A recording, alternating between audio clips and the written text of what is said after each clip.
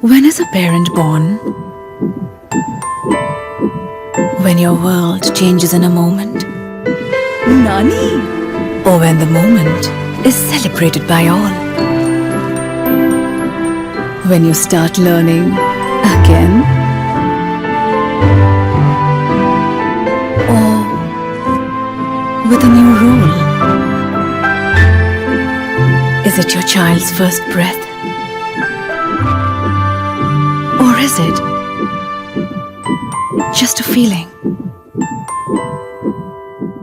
Parents are born when they fulfill a responsibility. Your child's umbilical cord blood can provide protection from 80 life-threatening diseases. Keep it safe with Asia's largest stem cell bank. Cord Life. One chance, one choice.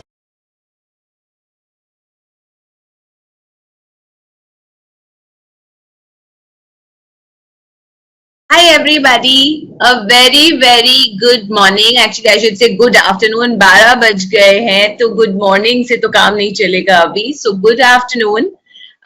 Thank you for joining us on a Sunday. I am sure that आपके पास Sunday को करने के लिए बहुत और काम होंगे. Relax करने का दिन है. कोई स्केड्यूल नहीं है, कोई टाइम टेबल नहीं होता. बट फिर भी आप लोग हमारे साथ आज ज्वाइन हुए हैं, सो थैंक यू वेरी मच. मैं अपना इंट्रोडक्शन दे देती हूँ. पहले मेरा नाम सोनाली है.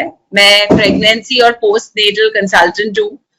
मुंबई से हूँ एंड वेल पिछले 17 सालों से ये क्लासेस कर रही हूँ. Pregnancy and post delivery parents के साथ काम करती हूँ. मोर देन 40,000 पेरेंट्स के साथ काम कर चुकी हूँ एंड ऑल ओवर इंडिया. तो पहले तो हम बहुत ट्रैवल करते थे, अलग अलग सिटीज में जाके वर्कशॉप्स करते थे, पर अब पैंडेमिक के दौरान that's not happening, that's not possible. So इसीलिए हम ये सारे वर्कशॉप्स और सेशंस ऑनलाइन कर रहे हैं. मैं एक मदर भी हूँ. मेरे 2 बच्चे हैं, बड़े हो गए हैं. बेटा अभी 20 साल का है, बेटी 18 साल की है. मुझे कहानियां बताना बहुत अच्छा लगता है, तो जो भी मैं सिखाती हूँ, मैं स्टोरीज, एग्जाम्पल्स वगैरह वगैरह के साथ सिखाती हूँ. ये सेशन आपके लिए ऑर्गेनाइज किया है कॉड लाइफ ने. कॉड लाइफ इंडिया की एक लीडिंग स्टेम सेल बैंक है. जैसे ही पैंडेमिक शुरू हुआ, I have to really hand it to them. Immediately उन्होंने वेबिनार्स वगैरह ऑर्गेनाइज करना शुरू कर दिए. सो इस दौरान भी जब आप और मैं मिल नहीं सकते, लेकिन फिर भी इस मीडियम के द्वारा हम बात कर सकते हैं. A very special thank you to Dr. Aditi Ghai, जिन्होंने ये वेबिनार ऑर्गेनाइज करने में, आपके साथ कनेक्ट करने में हमारी बहुत मदद की है. सो मैम बहुत जल्द हमारे साथ ज्वाइन हो जाएंगी. कुछ टेक्निकल इश्यूज की वजह से वो नहीं कनेक्ट कर पाई हैं. जो होता है ये ऑनलाइन सेशंस में, थोड़े टेक्निकल ग्लिचेस तो आते ही रहते हैं. So very soon she will be with us. But thank you doctor Aditi for giving us this opportunity to talk to all the mamas and papas. अगर कोई fathers भी हैं तो thank you very much. इस सेशन के बारे में थोड़ा सा कॉन्टेक्स्ट कर देती हूँ.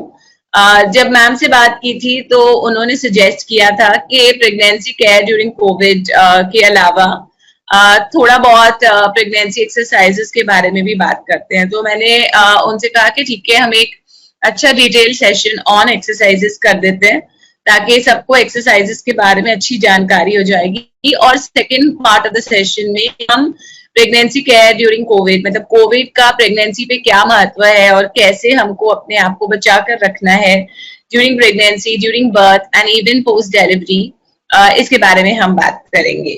अगर आपने नोटिस किया है तो आप अपने आप को अनम्यूट नहीं कर सकते, आप बोल नहीं सकते. लेकिन इसका मतलब ये नहीं है कि आप सवाल नहीं पूछ सकते. आप सवाल आराम से जो आप अगर अपने डैशबोर्ड को देखेंगे तो क्वेश्चन बॉक्स है, वहां पर आप अपने क्वेश्चंस डाल सकते हैं. सेशन खत्म करने से पहले मैं आपके क्वेश्चंस के जवाब जरूर देके जाऊंगी. राइट.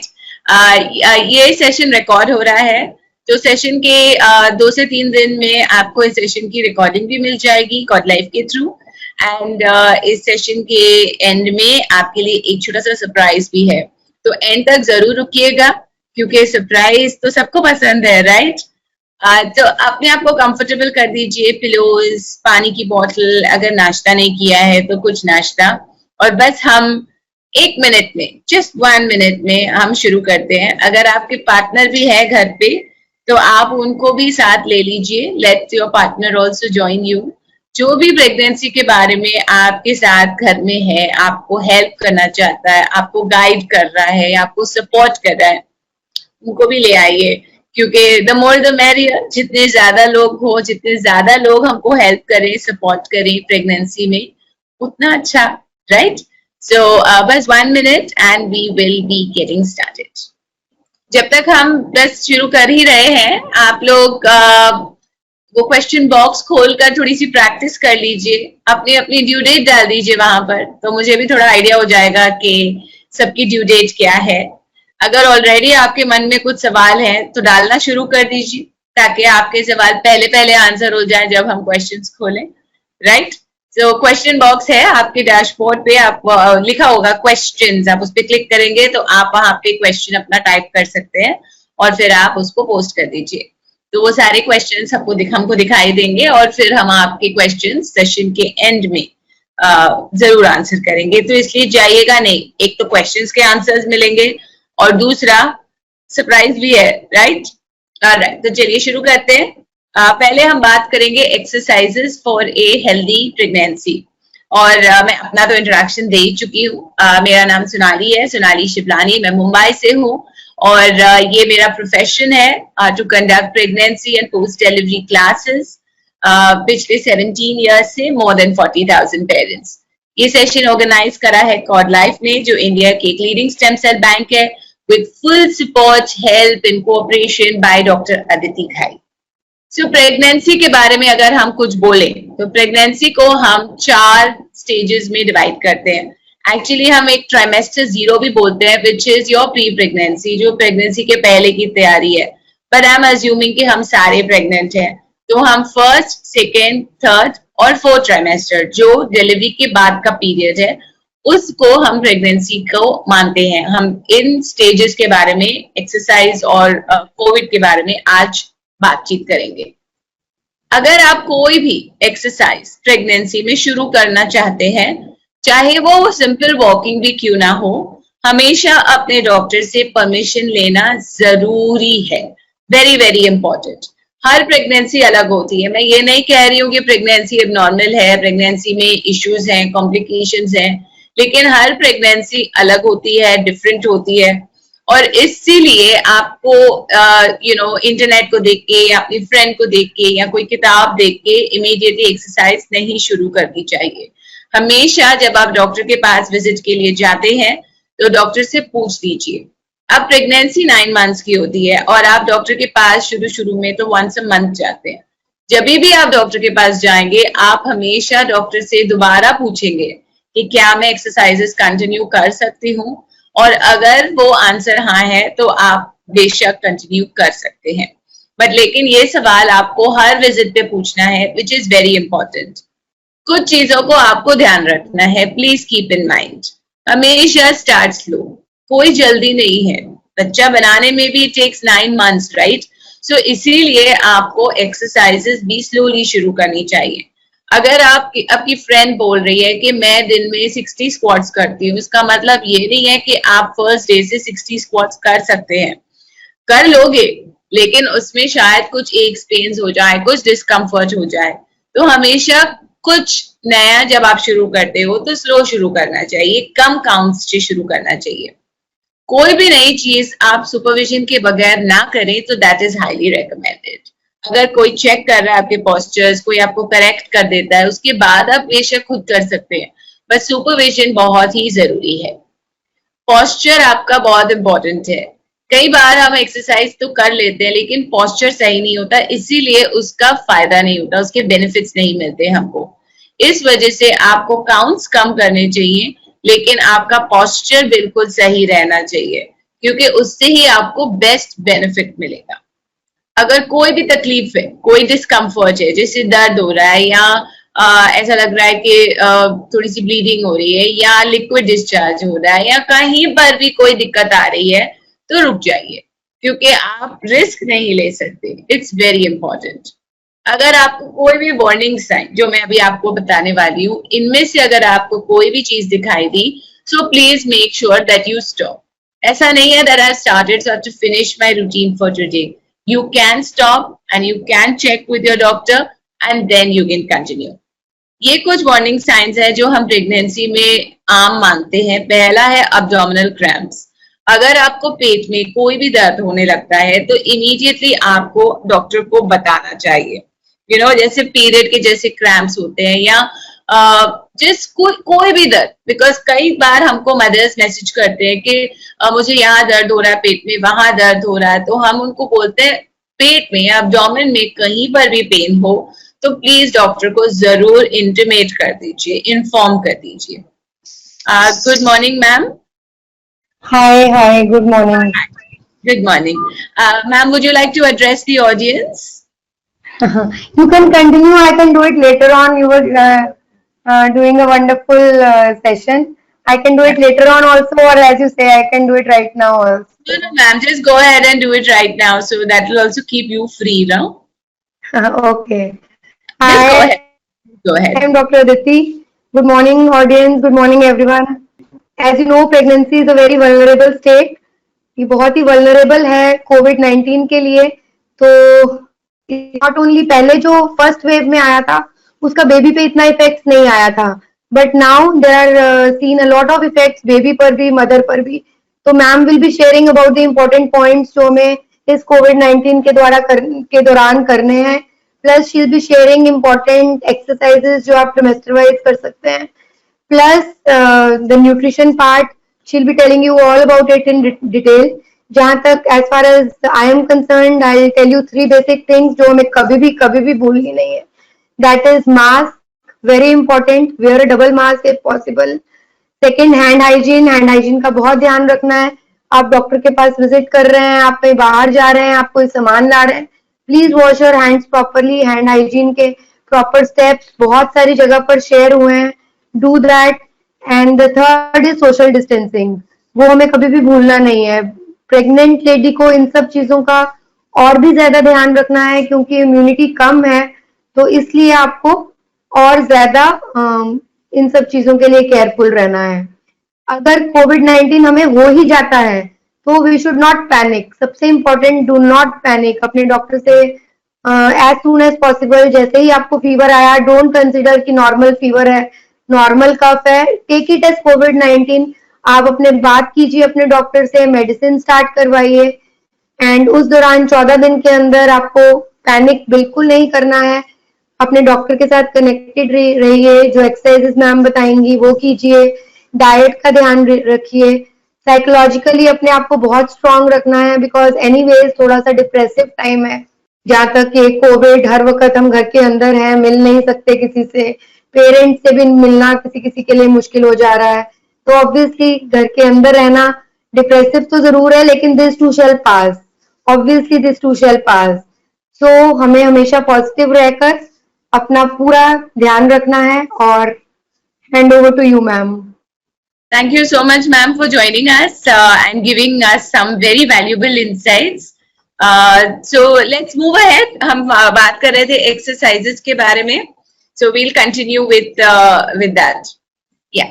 So ये मैंने warning signs आपको बता रही थी मैं कि प्रेगनेंसी के टाइम पे अगर आपको एक्सरसाइज करते वक्त इनमें से कुछ महसूस हो तो इमीडिएटली आपको स्टॉप करके अपने डॉक्टर के साथ कनेक्ट करना है। लीकिंग ऑफ वाटर हम बोलते हैं, जो एमनियोटिक फ्लूइड निकल जाता है, तो ये भी एक वार्निंग साइन है क्योंकि ये बेबी का स्टेराइल और क्लोज्ड एनवायरनमेंट रहता है।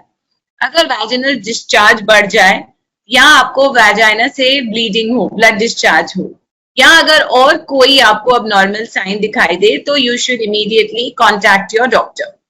एक्सरसाइज के बारे में कुछ मिथ्स होते हैं जो आम मैंने सुने हैं, तो थोड़ा मैंने सोचा आपके साथ शेयर कर लेती हूँ। कई लोग एक्सरसाइज नहीं करते इस डर से कि मिसकैरेज हो जाएगा। एक्सरसाइज से मिसकैरेज नहीं होगा। अगर प्रेगनेंसी में कोई कॉम्प्लिकेशन है तो मिसकैरेज हो सकता है। इसीलिए अगर आपकी प्रेगनेंसी नॉर्मल है तो आप बेशक एक्सरसाइज कर सकते हैं। एक्सरसाइज से बेबी के ऊपर कोई प्रभाव नहीं होता उनके डेवलपमेंट पे। कई बार मदर्स आके बोलती हैं कि उनको बोला गया है कि एक्सरसाइज करेंगे तो बच्चे का वजन सही नहीं बढ़ेगा। ये भी गलत है। एक्सरसाइज से आपको थकावट होगी। हाँ, शुरू शुरू में जब आप कोई भी नई चीज शुरू करेंगे तो कुछ दिनों तक ऐसा लगेगा कि थकावट हो रही है, लेकिन आगे चल के जैसे आपको हैबिट पड़ेगी, 3 4 5 दिन के बाद आपकी बॉडी को एक्सरसाइज में मजा आने लगेगा और इनफैक्ट आपके एनर्जी लेवल्स बढ़ जाएंगे। एक्सरसाइज से आपको ओवर हीटिंग हो जाएगा, आपका डिहाइड्रेशन हो जाएगा, ये भी गलत है। अगर आप सही से पानी पी रहे हैं, आप करेक्ट कपड़े पहनते हैं, हम रेकमेंड करते हैं कि आप एक्सरसाइज के दौरान सिर्फ कॉटन कपड़े पहनिए। कई लोग सिंथेटिक नायलॉन वगैरह के कपड़े पहन के एक्सरसाइज करते हैं तो उसमें आपको ओवर हीटिंग के चांसेस ज्यादा है। प्रेगनेंसी के दौरान वेट लिफ्टिंग नहीं करनी, ये भी गलत है। अपर बॉडी के लिए आप लाइट वेट्स यूज कर सकते हैं। मैं ये नहीं बोल रही हूँ कि आप जाकर बाहर मार्केट से डम्बेल्स खरीद के आइए। सिंपल सी चीजें हैं, घर में वाटर बॉटल्स वगैरह हैं, आप ये भी यूज कर सकते हैं upper body, shoulders, upper back वगैरह के लिए वेट्स करने के लिए। अगर आप बेड रेस्ट पे हैं तो डॉक्टर से पूछ के कुछ जेंटल मूवमेंट्स जो आप बेड पे बैठ के अपर बॉडी के लिए या अपने पैरों वगैरह के लिए जो कर सकते हैं वो आपको अलाउड है। तो कुछ एक्सरसाइजेस उस दौरान भी अलाउड होती हैं। वार्म अप और कूल डाउन आपके लिए बहुत जरूरी है। तो अगर आपने सुना है कि प्रेगनेंसी में डक वॉक्स करने चाहिए और आपने डिसाइड किया कि मैं रोज कम से कम 10 मिनट्स डक वॉक्स करूंगी और आप बैठ करके डक वॉक्स ही कर रहे हो, तो आपने ना वार्म अप किया ना कूल डाउन किया। इससे इंजरी के चांसेस ज्यादा होते हैं, डिस्कम्फर्ट के चांसेस ज्यादा होते हैं। तो हमेशा वार्म अप और कूल डाउन पे फोकस करना बहुत ही जरूरी है। एक्सरसाइज के बारे में बात करने से पहले बात करते हैं पोस्चर के बारे में। पोस्चर एक बहुत ही इंपॉर्टेंट चीज है जो मेरे हिसाब से most of the pregnancy complaints का कारण हो जाता है, राइट। सो प्रेगनेंसी के टाइम पे जब आप बैठते हो तो अगर आप ये पहली पिक्चर देखते हो जहां पे ये महिला चेयर पर बैठी हुई है, आपको इस तरह से नहीं बैठना है। इसका अगर आपने यहाँ देखा तो बिल्कुल बैक सपोर्ट नहीं है, ये स्लाउच कर रही है, ये स्लम्प कर रही है। इससे इसके बैक पे बहुत ही प्रेशर पड़ रहा है एंड इसको लोअर बैक पेन होने के चांसेस बहुत ही ज्यादा है। अगर आप ये दूसरी पोजीशन देखते हो तो ये जो महिला बैठी है वो बिल्कुल full back support, full lumbar support लेकर के बैठी है and this is very important. आपकी गाड़ियों में मैंने देखा है नॉर्मली लोगों के पास छोटे छोटे पिलोज होते हैं, मतलब डेकोरेटिवली लगाते हैं लोग गाड़ियों में, बट ये जो पिलोज हैं ये आप घर ले आइए और जहां जहां आप बैठते हो वहां पे पिलोज रख दीजिए ताकि आपकी जो ये लोअर बैक है उसको फुल सपोर्ट मिल जाए उस छोटे से पिलो की वजह से। तो वेदर आप बेड पे बैठते हो या सोफा पे बैठते हो या चेयर पे बैठते हो तो ये पिलो लेकर के बैठना आपके लिए वेरी वेरी एसेंशियल।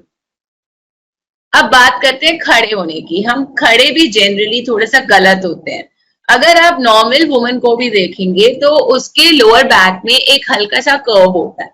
जब आप प्रेग्नेंट हो जाते हो और ये प्रेगनेंसी की बेली बढ़ती है तो ये कर्व थोड़ा सा और एग्जैजरेट हो जाता है और यहाँ पर जो बैक पेन वगैरह के लोअर बैक में इश्यूज शुरू हो जाते हैं।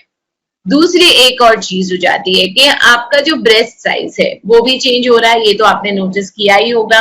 तो जैसे ही आपका ब्रेस्ट साइज चेंज होता है आपके शोल्डर्स इस तरह से हंच करना शुरू कर देते हैं। तो जब आपके शोल्डर्स हंच करते हैं तो आपको अपर बैक में भी पेन होना शुरू हो जाता है।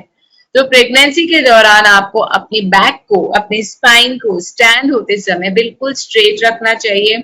अपने शोल्डर्स को थोड़ा पीछे पुश कर दीजिए एंड अपने चेस्ट को थोड़ा आउट स्टिक करना है।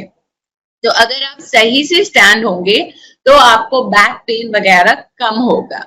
सो काफी सारे जो इश्यूज हैं जैसे बैक पेन है, एसिडिटी है, ब्लोटेड फीलिंग है, आपके करेक्ट पोस्चर की वजह से ये सारे आपके जो प्रेगनेंसी रिलेटेड कॉम्प्लिकेशंस या डिस्कम्फर्ट्स या प्रॉब्लम्स बहुत कम हो जाएंगे। अब बात करते हैं हम एक्सरसाइज के बारे में। एक्सरसाइज के बहुत सारे बेनिफिट्स हैं, राइट। पहले तो आपकी जो बैक पेन और दूसरे डिस्कम्फर्ट्स हैं ये कम हो जाएंगे। आपका मूड और एनर्जी लेवल्स ये दोनों एकदम एलिवेट हो जाएगा। एक्सरसाइज करने से मूड बनता है, बिलीव इट और नॉट, आपका मन थोड़ा शांत हो जाता है, you feel more relaxed, It releases endorphins in your system. बड़ा सा वर्ड है, but basically it is your happy hormone. आपको रात को भी नींद अच्छी आएगी. ये बहुत ही कॉमन स्टेटमेंट है, मुझे मदर्स से मिला गया है कि आप रोज एक्सरसाइज क्लास क्यों नहीं करवाते हो मैम. रोज मेरे पास टाइम नहीं है, बट लेकिन जिस दिन उनका क्लास होता है उस दिन उनको नींद अच्छी आती है. तो मैं तो वही उनको रेकमेंड करती हूँ कि अगर आपको एक्सरसाइज से बेनिफिट मिल रहा है तो आप थोड़ी सी एक्सरसाइज खुद भी कर सकते हो on a regular basis. Weight gain सही रहेगा. वेट गेन अगर एक्सेस नहीं होता तो हार्मोन्स का बैलेंस सही रहता है. हमने ये वर्ड हार्मोन तो कितना सुना है, राइट? हार्मोन्स अगर बैलेंस में रहते हैं तो आपको प्रेगनेंसी भी कंफर्टेबल फील रहती है. आपकी स्टेमिना और मसल स्ट्रेंथ इंक्रीज होगी. इससे आपको लेबर में भी बेनिफिट होगा. प्रेगनेंसी के कॉम्प्लिकेशंस कम होते हैं. जेस्टेशनल डायबिटीज, थायराइड, ये सारे हार्मोनल चेंजेस की वजह से हो सकते हैं. तो आपको अपने हार्मोन्स का बैलेंस मेंटेन करने में हेल्प हो जाएगी. एक्सरसाइज जो रेगुलर करते हैं उनको, उनकी जो मसल्स हैं वो इलास्टिक रहते हैं और डिलीवरी के टाइम पे थोड़ा पेन कम होता है. शायद डिलीवरी जल्दी हो जाए, सो ये भी एक बेनिफिट है. और डिलीवरी के बाद जो रिकवरी है वो भी जल्दी हो जाती है. सो नॉर्मल डिलीवरी हो या सी सेक्शन हो, बट अगर body has been prepared for it, then even the postpartum recovery is much more faster because you are overall healthier. अब अगर आप एक्सरसाइज के बारे में सोच रहे हैं और आप समझ नहीं पा रहे हैं कि मुझे क्या करना चाहिए, तो सबसे सेफ आइडिया ये है कि आप वॉकिंग प्रोग्राम कर सकते हैं. ये सेफ है, कन्वीनियंट है, ये कहीं पर भी कर सकते हैं. इसके लिए कोई सुपरविजन की जरूरत नहीं है. आपको नहीं चाहिए कि कोई सोनाली आके आपको बताए कि आप कैसे वॉक करो. आपको ये पता है. बट ये कुछ चीजें हैं जो आपको ध्यान रखनी चाहिए. कंफर्टेबल वॉकिंग शूज पहनिए. आप कोई भी घर का चप्पल पहनकर वॉक पर मत जाइए. Make sure that your shoes are comfortable and good support, ताकि आप स्लिप नहीं हो, वॉक नहीं हो, पैरों में दर्द नहीं हो. कई बार मदर्स कंप्लेन करती कि एड़ियों में दर्द हो गया, बट इतना आप वॉक करोगे और सही जूते नहीं पहनोगे तो एड़ियों में तो दर्द होगा ही. कॉटन एक्सरसाइज क्लोथ्स पहने ताकि आपको ओवरहीटिंग ना हो जाए. खाली पेट मत जाइए. कुछ हल्का सा स्नैक जरूर खा के जाइए. कुछ ना समझ आए तो कुछ नट्स ही खा लीजिए और अपने साथ एक पानी की बोतल जरूर रखिए. जैसे भी आप वॉक करते हो आपको कंफर्टेबल पेस पे वॉक करना है, लेकिन ब्रिस्क वॉक करना है. आपको ब्रेथलेस नहीं होना चाहिए, लेकिन एट द सेम टाइम आप फोन पे बात ना कर सके. ये स्पीड आपको मेंटेन करनी चाहिए. अपने बॉडी की बात जरूर सुनिए. हम तो रेकमेंड करते हैं कि 30 to 45 मिनट्स एवरी डे आपको वॉक करना चाहिए. लेकिन अगर आपको थकावट महसूस होती है तो आप अपने आप को ज्यादा पुश ना करें. राइट? लेजीनेस नहीं करना, लेकिन ज्यादा पुश नहीं करें ताकि आपको कोई प्रॉब्लम्स ना हो. घर पर अगर आप कुछ करना चाहते हैं तो आप ऐसी कुछ एक्सरसाइजेस कर सकते हैं. तो पहला होता है नेक रोटेशंस. कुछ ये जो पोस्चर्स मैं आपको दिखाऊंगी, आप बैठे बैठे अब मेरे साथ थोड़ा सा ट्राई भी कर लीजिए तो it will be good. So neck rotations हम कुछ इस तरह से करते हैं. स्लोली अपनी पोस्चर को करेक्ट कर लीजिए. Slowly drop your chin to your chest, left ear to right shoulder. और ये बिल्कुल स्लोली करना है. Right? Back of the head to the back, right ear to right shoulder and chin to chest. अब हम इसको रिवर्स करेंगे. Right ear to right shoulder, back of the head to the back, left ear to left shoulder and chin to chest. Right? ये आप 6, 7, 8 बार कर सकते हो दिन में. इससे आपका जो नेक का सर्कुलेशन है हेड की तरफ वो इम्प्रूव हो जाएगा. जनरली हेडेक्स वगैरह जो होते हैं या प्रेगनेंसी में ज्यादा चक्कर वगैरह आता है तो इससे आपको रिलीफ मिल सकता है. दूसरी एक्सरसाइज जो आप कर सकते हैं उनको हम बोलते हैं रिस्ट रोटेशंस. अब ये अपने हाथ आप आगे कर दीजिए एंड स्लोली दोनों रिस्ट को इस तरह आप पहले एक तरफ घुमाइए. अगर आप देखेंगे तो मैं ये बिल्कुल स्लोली कर रही हूँ, कोई जल्दी नहीं है, कोई हरी नहीं है. राइट?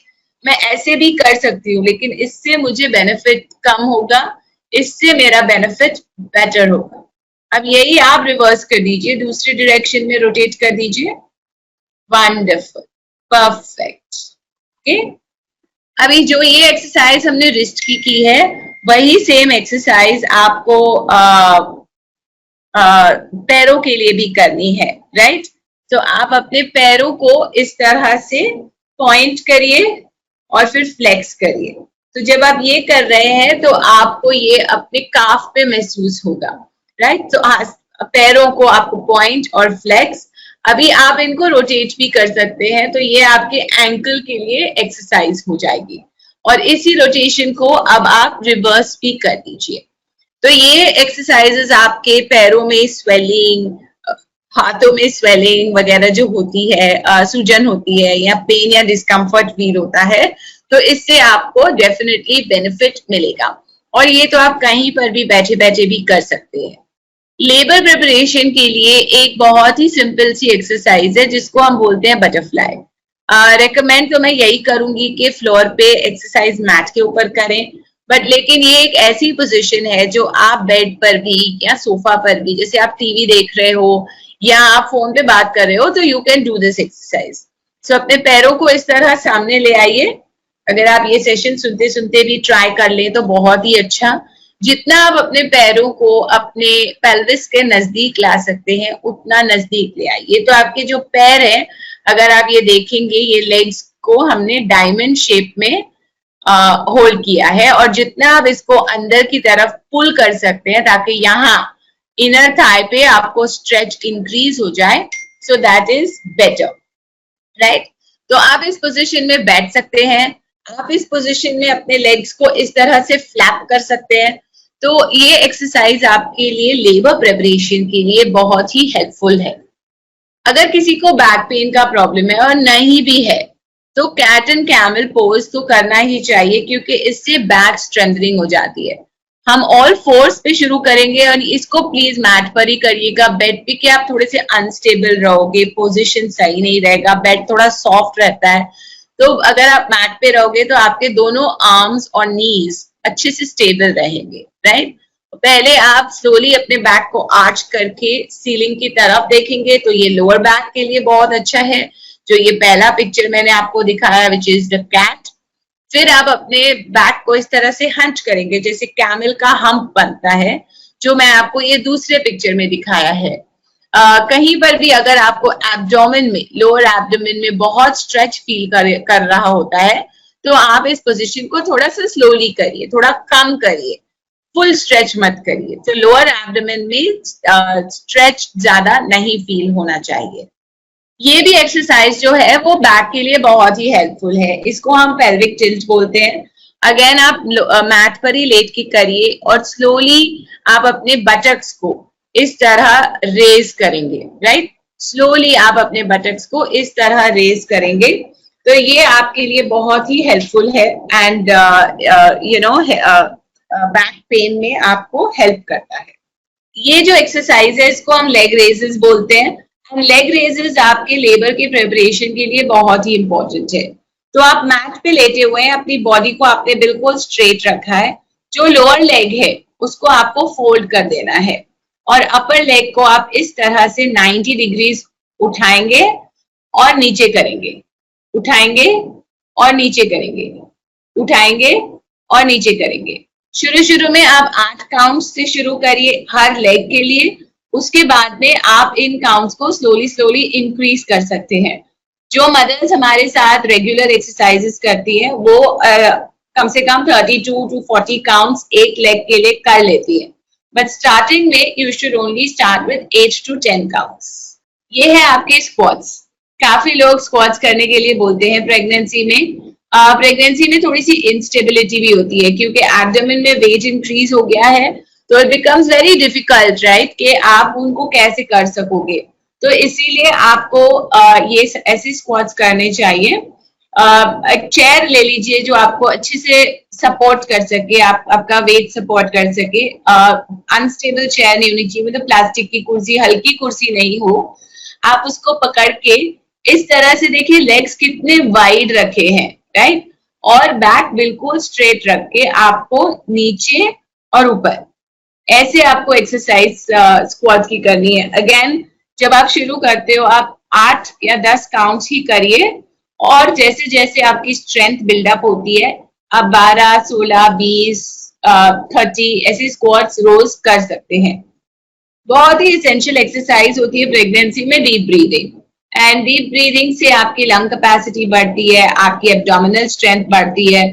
तो जब बेबी को पुश करने का टाइम आता है लेबर के टाइम पे, ये बहुत ही बेनिफिशियल होता है। तो आपको ये जैसे अब मेरे साथ बैठ के प्रैक्टिस कर सकते हो, आराम से बैठ जाइए, एक लंबी सांस लीजिए और एक्सहेल करिए। अब इसको हम अलग तरीके से करेंगे।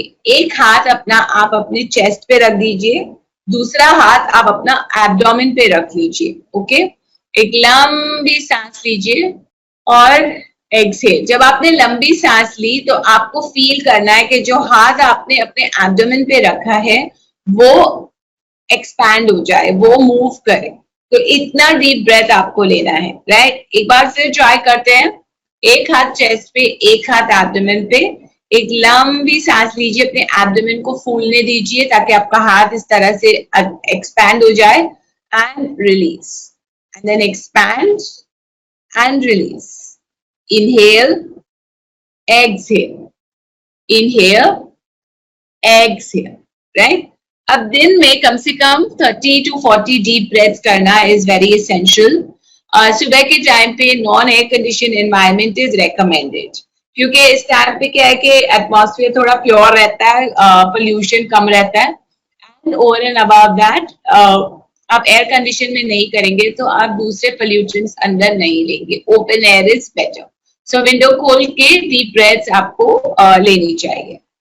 Kegels is also a very important pregnancy exercise and Kegels हम दिखा नहीं सकते बट लेकिन हम एक्सप्लेन जरूर कर सकते हैं।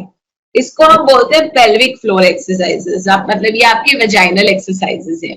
अब आप वहां बैठे बैठे इमेजिन करिए कि आपको टॉयलेट जाना है एंड आपको जाने नहीं मिल रहा है, आपको यूरिन कंट्रोल करनी है। यूरिन कंट्रोल नहीं करनी चाहिए, ये सिर्फ एक्सप्लेन करने के लिए मैं बता रही हूँ।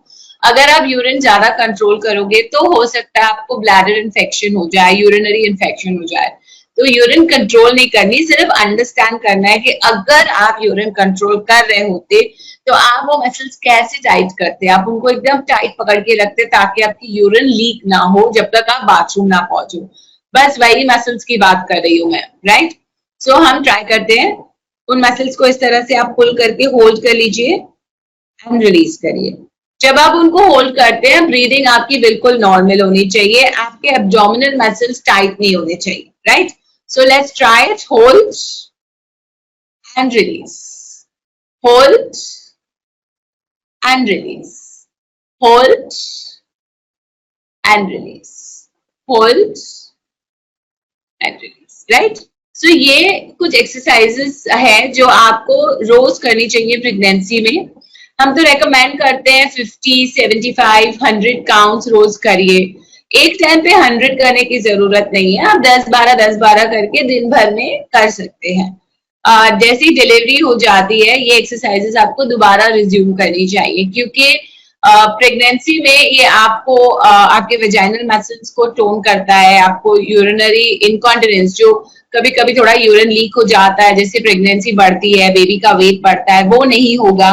उसके अलावा डिलीवरी के बाद आपको ये मसल्स आपके वापस से स्ट्रॉन्ग हो जाएंगे और डिलीवरी के दौरान बेबी को पुश करने में आपके पास सही ताकत रहेगी। तो कीगल्स को आपको regularly on an ongoing basis करना चाहिए प्रेगनेंसी में और डिलीवरी के बाद। और जब आपके बच्चे मेरे उम्र के भी हो जाए, मेरे बच्चे की उम्र की हो जाए, तभी भी करना चाहिए। It's a woman exercise which every woman should do for the rest of her life. Labour के दौरान ब्रीदिंग कुछ अलग से होती है। तो ये हम इसको बोलते हैं शॉर्ट ब्रेथ्स। अब पहले मैंने आपको डीप ब्रीदिंग सिखाई, बट लेबर की ब्रीदिंग थोड़ी सी अलग होती है और ये होते हैं शॉर्ट ब्रेथ्स। तो अभी वही हाथ आप एक चेस्ट पे रख रहे हैं, दूसरा हाथ आप अपने पेट पे रख रहे हैं और शॉर्ट ब्रेथ्स लेंगे। पहले वाले ब्रीदिंग में मैंने आपसे ये कहा कि आपका नीचे वाला जो पेट पे हाथ है वो इस तरह से फूलेगा, लेकिन इस ब्रीदिंग में आपका जो पेट वाला हाथ है वो बिल्कुल स्टेबल रहेगा, वो मूव नहीं करना चाहिए, राइट? क्योंकि हम कर रहे हैं चेस्ट ब्रीदिंग, सिर्फ short breaths, right? So try करते हैं छोटे छोटा। टेक अ डीप ब्रेथ इन, पहले प्रिपेयर करेंगे अपनी बॉडी को। अब आप शॉर्ट ब्रेथ्स ट्राई करिए, जैसे आप मुंह से सांस ले रहे हो, नाक से सांस ले रहे हो और मुंह से निकाल रहे हो। और ये बिल्कुल आपके चेस्ट में है, राइट? एक और बार ट्राई करते हैं, बॉडी को प्रिपेयर करिए, take a deep breath in, exhale, अभी स्विच टू शॉर्ट ब्रेथ्स,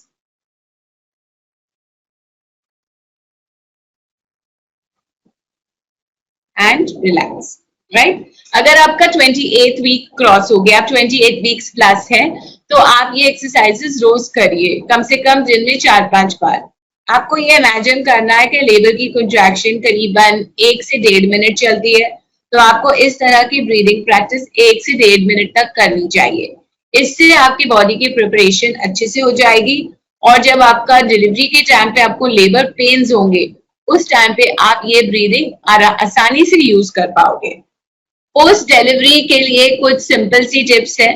आपको एक हेल्दी डाइट खानी चाहिए, राइट? डू नॉट कोई भी खाना अवॉइड नहीं करना चाहिए, या कोई भी खाना एक्सेस में नहीं खाना है। जैसे हम डिलीवरी के बाद घी वगैरह बहुत सारा खाते हैं, इससे वजन बढ़ जाता है, राइट? और यहाँ तो हम बिल्कुल दालें बंद कर देते हैं, छोला राजमा वगैरह नहीं खाते। आप लोग तो नॉर्थ इंडिया से हो, तो ये तो आपकी स्टेपल डाइट है। सो कोई भी चीज आपको अवॉइड नहीं करनी, लेकिन कोई भी चीज एक्सेस में भी नहीं खानी, राइट? आपकी बॉडी को रिकवर करना बहुत जरूरी है, तो क्रैश डाइटिंग तो बिल्कुल नहीं करना। कई बार मदर्स हमारे पास आती है बोलने के लिए कि अब 2 महीने में मेरे भाई की शादी है, प्लीज मेरा वेट लॉस करवा दो। ऐसे नहीं हो सकता, क्योंकि आप ब्रेस्ट फीडिंग कर रहे हो, आपकी बॉडी ने पूरी प्रेगनेंसी, पूरी लाइफ बनाई है, तो 9 मंथ्स लगे, तो थोड़ा रिकवरी का टाइम तो बहुत ही जरूरी है। वेट लॉस ग्रेजुअल है, कम से कम 6 मंथ्स तो लगते हैं प्रेगनेंसी का वेट लूज करने के लिए। अभी कुछ क्वेश्चंस हैं जो मैंने आम सुने हैं मदर्स से प्रेगनेंसी के बारे में ड्यूरिंग द पैंडेमिक, क्योंकि ये एक हॉट टॉपिक हो गया है कि पैंडेमिक के टाइम पे मुझे क्या संभाल रखनी चाहिए। तो जनरली जो मदर्स ने मुझसे क्वेश्चंस पूछे हैं इन दीज लास्ट 14 मंथ्स, ये मैंने कंपाइल किए हैं ताकि मैं सब मदर्स के साथ शेयर कर सकूं। पहला क्वेश्चन, क्या कोविड-19 एक फ्लू है? नहीं, कोविड-19 एक फ्लू नहीं है, लेकिन इसके जो सिम्टम्स हैं वो बिल्कुल फ्लू की तरह हैं। जैसे सिंपल सिम्टम्स जो शुरू शुरू में होते हैं, sore throat, fever, chills, body एक, लेथार्जी, सुस्ती, ये कुछ अर्ली सिम्टम्स हैं। और जैसे अदिति मैम ने भी मेंशन किया कि अगर आपको कोई भी ऐसे सिम्टम्स फील होते हैं, तो आप भले आप गरारे वगैरह करना शुरू तो जरूर कर दीजिए, स्टीम लेना जरूर शुरू कर दीजिए, बट लेकिन इमीडिएटली डॉक्टर से इन टच होना बहुत जरूरी है, बिकॉज डॉक्टर आपको चेक करके, आपका कोविड टेस्ट करवा के जो रिक्वायर्ड मेडिकेशंस है वो आपको प्रिस्क्राइब कर सकते हैं। शुरू में अगर हम इसको जल्दी पकड़ लेते हैं, मैनेज कर लेते हैं, तो जनरली ये इतना सिवियर नहीं होता है और मैनेज हो जाता है। लेकिन कई बार ऐसा होता है कि अगर हम उसको डिले करते हैं केयर को, या डॉक्टर के पास जाने से डरते हैं, किसी को बताने से डरते हैं, तो फिर ये थोड़ा सा सीरियस भी हो सकता है। तो बहुत ही एसेंशियल है कि आप इसके लिए ट्रीटमेंट जल्द से जल्द शुरू कर दीजिए। दूसरा सवाल जनरली मदर्स हमसे पूछती है कि क्या प्रेग्नेंट महिलाओं का रिस्क ज्यादा है कोविड-19 के लिए? तो प्रेग्नेंट विमेन का ऐसा कुछ ये नहीं है कि बस मैं प्रेग्नेंट हूं तो मुझे कोविड हो जाएगा, ये ऐसा नहीं है। आपका जो रिस्क है वो दूसरे लोगों से, जैसे आपके हस्बैंड है, या आपकी मदर है, या आपकी फ्रेंड है, उनके जैसा ही है। लेकिन क्योंकि आपका इम्यून सिस्टम थोड़ा प्रेगनेंसी की वजह से वीकेंड है, हार्मोनल चेंजेस की वजह से वीकेंड है, अगर आपको कोविड हुआ तो आपके सिम्टम्स ज्यादा सिवियर हो सकते हैं और आपके हार्ट और लंग्स पे ज्यादा इफेक्ट हो सकता है। इसीलिए बहुत बहुत बहुत जरूरी है कि आप अपने प्रिकॉशंस, जो स्ट्रिक्ट प्रिकॉशंस हैं, बिल्कुल आप पैरानोइड प्रिकॉशंस भी बोल सकते हैं इसको, ये आपको फॉलो करने चाहिए टू अवॉइड एक्सपोजर। कैन कोविड-19 be transfer to the baby in the वूम?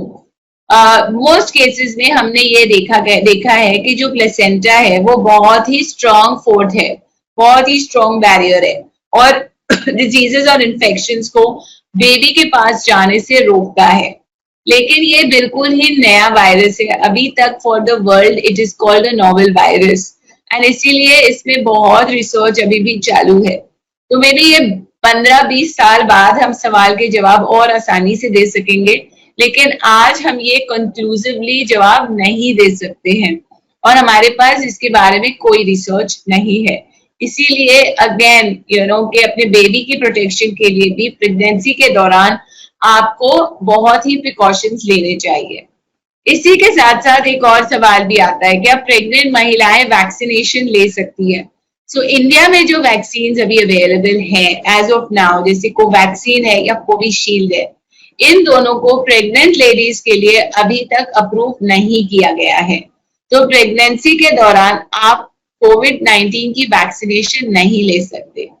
जो अभी नए गाइडलाइंस आए हैं, जस्ट 2-3 हफ्ते पहले ही ये हमको नया इंफॉर्मेशन दिया गया है कि ब्रेस्ट फीडिंग मदर्स को हम कोविड-19 की जो वैक्सीन है कोविशील्ड या कोवैक्सीन हम दे सकते हैं।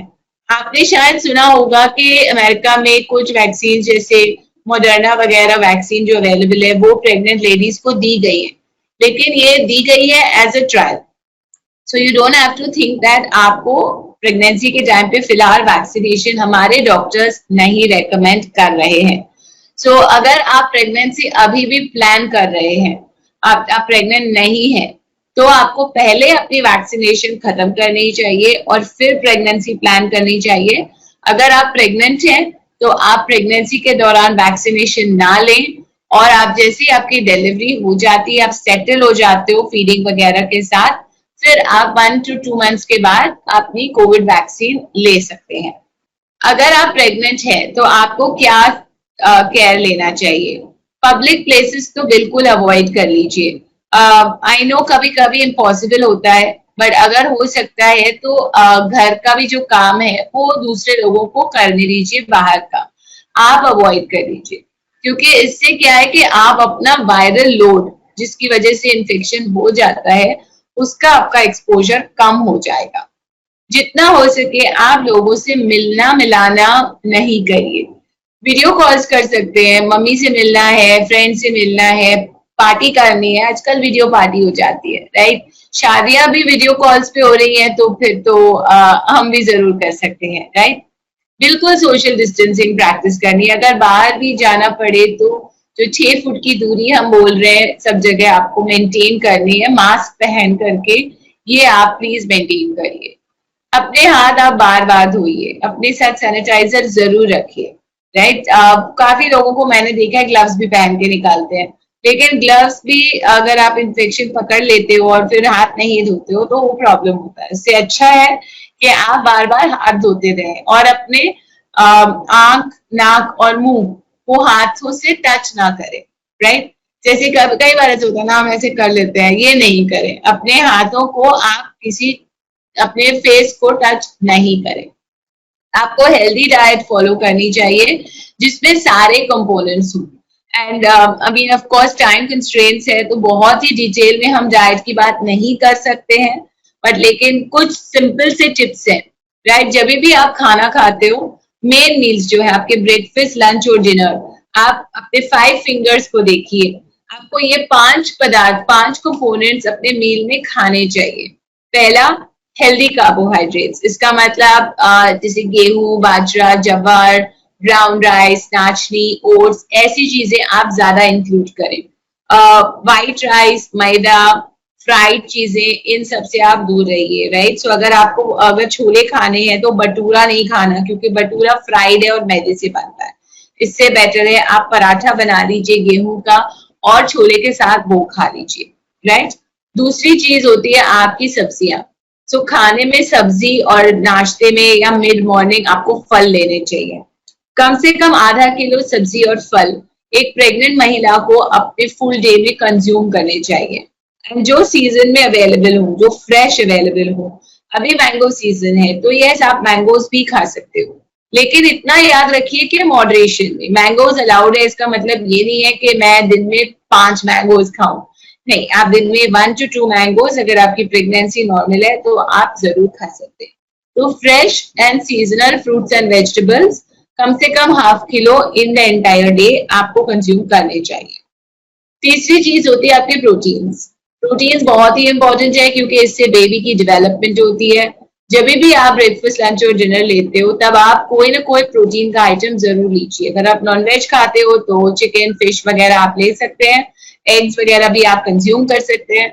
अगर आप वेजिटेरियन हो तो दालें, छोला, राजमा, स्प्राउट्स, नट्स, सीड्स, ये सारी चीजें आपको अपने दिन में डालनी चाहिए।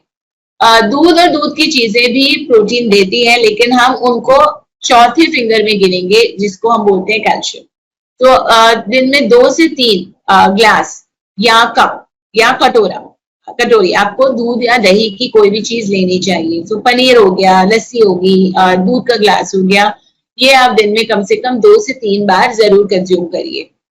राइट, जो लास्ट छोटी सी उंगली है ये आपके फैट्स है, मतलब आपका ऑयल, बटर, घी, ये सारी चीजें में आ जाता है। और ये उंगली छोटी है, राइट, तो मतलब थोड़ा। सो दिन में कम से कम 6 टीस्पून, एंड मैंने टीस्पून कहा इसके, इसीलिए आप कोई भी चीज को फ्राई नहीं कर सकते, absolutely no fry, right. So make sure कि आप ये चीजों का ध्यान रखें ताकि आपकी डाइट हेल्दी रहे। अगर आपकी बॉडी हेल्दी है, आप ये सही डाइट ले रहे हैं, तो आपका इम्यून सिस्टम भी स्ट्रांग रहेगा। तो भगवान न करे अगर कभी वायरस लग भी जाता है तो आपकी बॉडी उसको फाइट कर लेती है और आपको शायद पता भी ना चले, आप एसिम्प्टोमेटिक रहो। और अगर सिम्टम्स होते भी हैं तो हेल्दी बॉडी को माइल्ड सिम्टम्स होते हैं, which is very important to keep in mind. Second thing जो आपको यहाँ पे ध्यान रखना है इज फ्लूइड्स, क्योंकि जब हम पानी पीते हैं तो हमारे नेसल पैसेजेस भी मॉइस्ट रहते हैं। आपको ये समझना है कि जो ये वायरस है वो एंट्री करता है आपके बॉडी में आपके नेसल पैसेजेस के थ्रू, और अगर ये नेसल पैसेजेस मॉइस्ट रहते हैं तो वो वायरस वहां पर चिपक नहीं सकता और ग्रो नहीं हो सकता, और जनरली वो वॉश आउट हो जाता है और नलिफाई हो जाता है। तो अगर आप बहुत पानी पीते हो तो you will keep your nasal passages moist and thus protect yourself from the virus also. कई लोग गर्म पानी लेते हैं, that is fine, you can have that. अगर आप स्टीम लेना चाहते हैं तो you should take steam only once or twice a day. बहुत ज्यादा स्टीम भी मत लीजिए कि हर एक 2-2 घंटे हम स्टीम ले रहे हैं, so don't do that.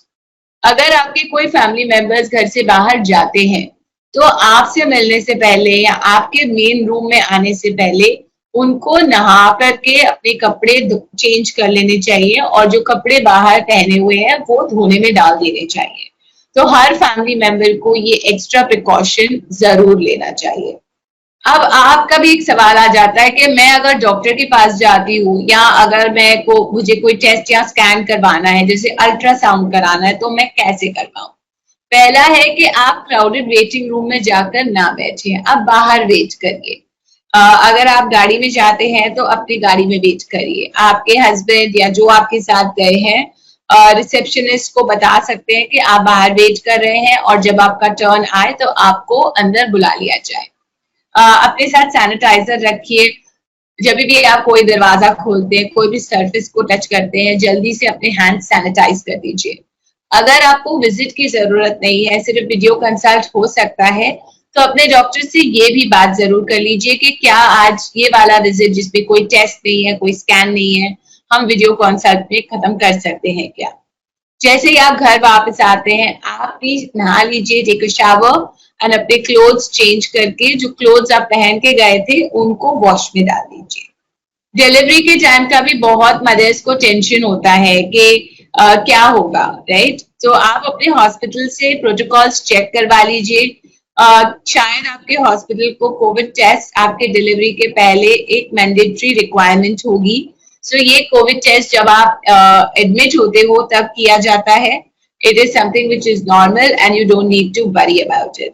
अपने साथ पूरी फैमिली को मत लेके जाइए डिलीवरी के लिए, सिर्फ एक ही पर्सन को लेके जाइए, क्योंकि I know it is, you feel that you want everybody with you, but it is not safe for other mothers also. उस अस्पताल में और भी मदर्स हैं, और भी बेबीज हैं, and it's a community support that you have to give कि ज्यादा लोगों को वहां पे क्राउडिंग नहीं करना चाहिए।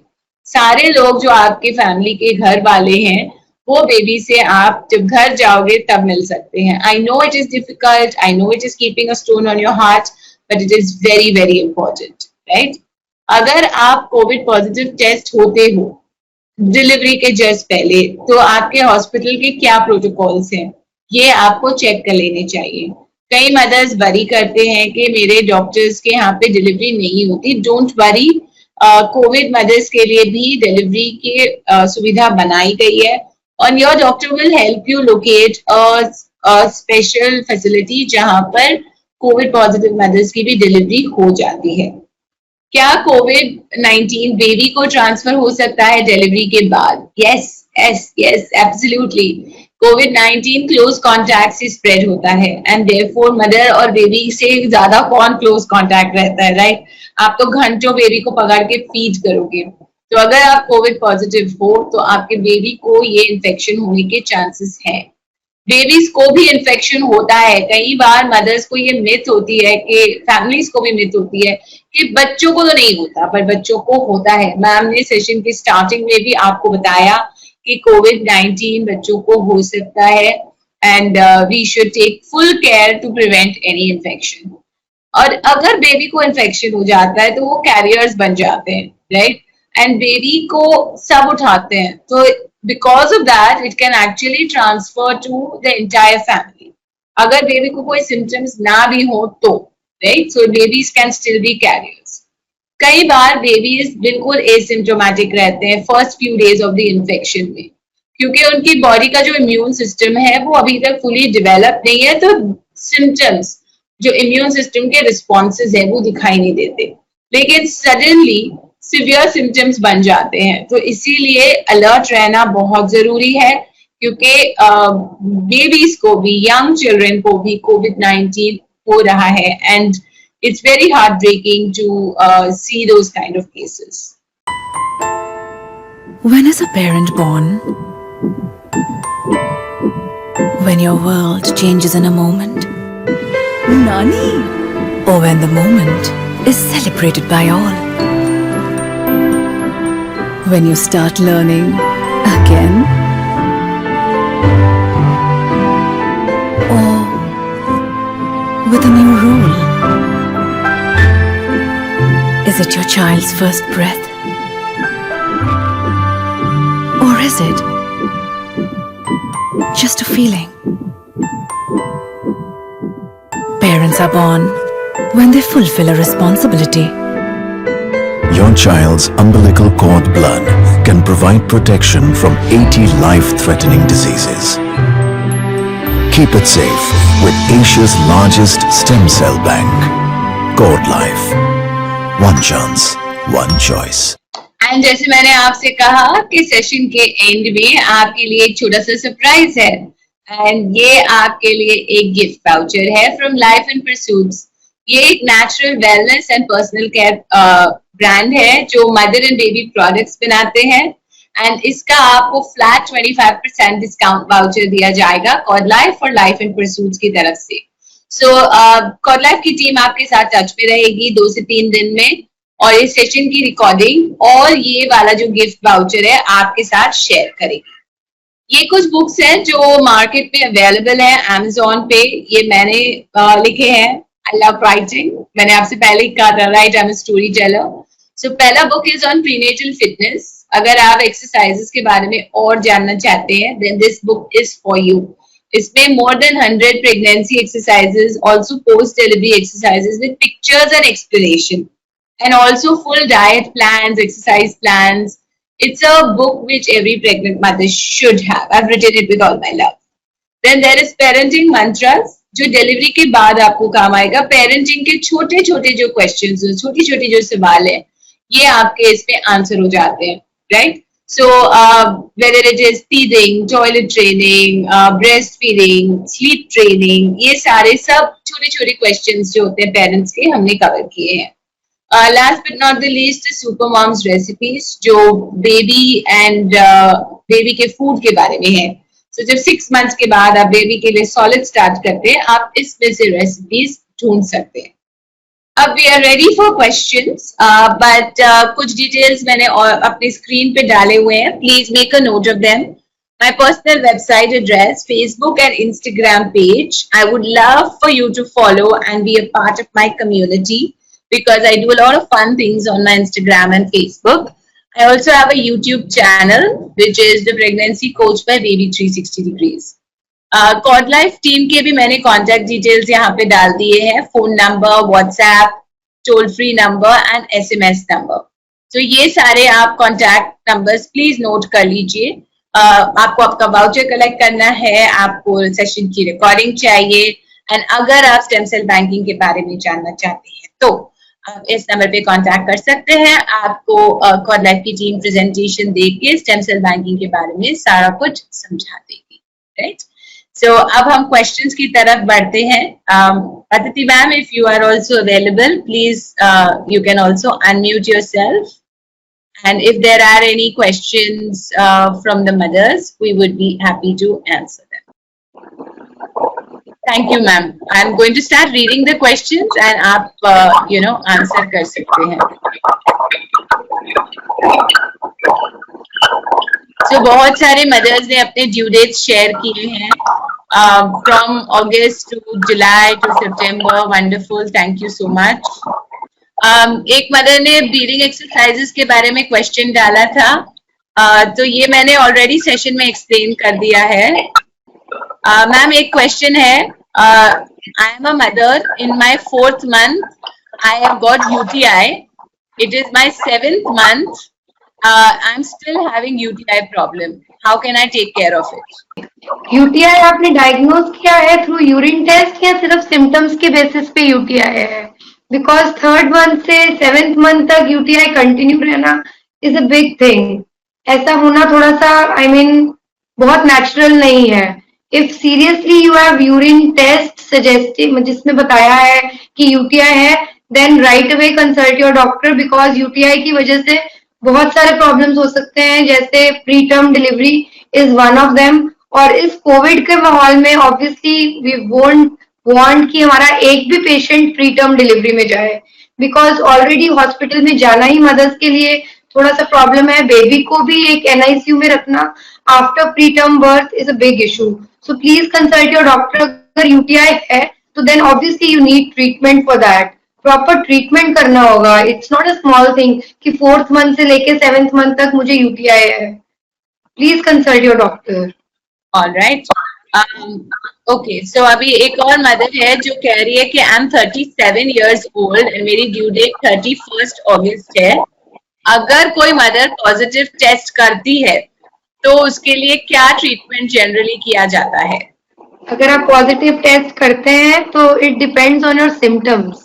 बहुत सारे 70 to 80% पीपल ऐसे हैं जो पॉजिटिव होने के बाद भी बहुत माइल्ड सिम्टम्स आए हैं, जिनको सिर्फ फीवर, सिर्फ कफ हल्का सा, जो कि माइल्ड एंटीबायोटिक से ठीक हो जा रहा है। लेकिन अगर ये सिवेरिटी की तरफ ज्यादा जा रहा है, then obviously you need a proper team, physician consult चाहिए आपको, गायनेकोलॉजिस्ट कंसल्ट चाहिए, कि ये एकदम सिवेरिटी की तरफ ना जाकर हम फर्स्ट स्टेज पर ही इसको कंट्रोल कर सकें। तो मेरा बार बार सब प्रेग्नेंट मदर से यही कहना है कि इन केस आपको सिम्टम है, हल्का सा फीवर भी है या हल्का सा कफ भी है, डोंट ट्रीट इट कि नॉर्मल वायरल है, नॉर्मल फ्लू है। इट्स अ पेंडेमिक टाइम, तो कुछ भी नॉर्मल नहीं है। फीवर है या कफ है, ट्रीट इट एज कोविड। जितना जल्दी आप ट्रीटमेंट स्टार्ट करेंगे उतना बेटर रिजल्ट्स सामने आएंगे। बहुत ही कम मिनिमल एंटीबायोटिक से 70 to 80% प्रेग्नेंट लेडीज क्योर हो जा रही हैं, लेकिन 20% ऑब्वियसली अनफॉर्चुनेट साइड पे भी टर्न कर रही हैं। राइट, एक और मदर का क्वेश्चन है कि प्रेगनेंसी के दौरान मैं डार्क सर्कल्स कैसे अवॉइड कर सकती हूँ? प्रेगनेंसी में डार्क सर्कल, डार्क पिगमेंटेशन आना ये बहुत ही नेचुरल है। टमी पर, ब्रेस्ट पर, आईज पर, फेस पर, हर एक जो डार्क चीज आ रही है उसका अलग अलग नाम दिया गया है। फेस पे उसको क्लोएस्मा कहते हैं, जो टमी पे आ रहा है उसको लीनिया नाइग्रा या स्ट्राया बोलते हैं, जो ब्रेस्ट पे आ रहा है उसको मॉन्टगोमरी ट्यूबरकल्स बोलते हैं। तो कुछ भी करके आप इसको कंप्लीटली अवॉइड नहीं कर सकते। जिनका skin, it depends on skin also, skin to skin. जितना भी कर लीजिए, जिसको आना है उसको आएगा ही। और बहुत सारे ऐसे भी प्रेग्नेंट मदर्स हैं जिनको बिल्कुल कुछ नहीं होता, because it depends on skin. हाँ, ऑलिव ऑयल से या एलोवेरा जेल से ऑब्वियसली आप इसको कम जरूर कर सकते हैं। बट आप कहें कि बिल्कुल मुझे हो ही नहीं, तो then pregnancy is all about this only ना, डार्क पिगमेंटेशन तो होना ही है, हल्का फुल्का पिगमेंटेशन जरूर होगा, तो प्लीज उसको बहुत ज्यादा सीरियसली मत लीजिए। Okay, alright. एक और मदर का क्वेश्चन है that my due date is 31st July. Last month I had symptoms of COVID like loss of smell and taste. Now I'm facing weakness and sleepless nights after COVID.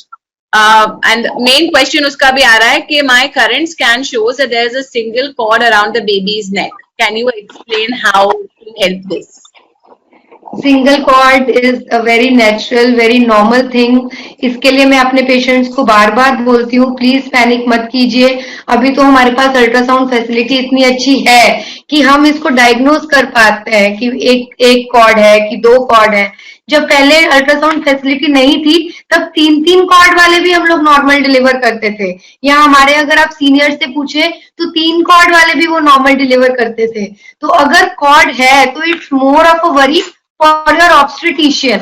आपको किसी worry की जरूरत नहीं है, obstetrician को ध्यान रखना है कि वो पूरा एनएसटी करते हुए आपकी नॉर्मल डिलीवरी करे, या फिर अगर नॉर्मल की तरफ कोई और कॉम्प्लिकेशन है तो सिजेरियन हो।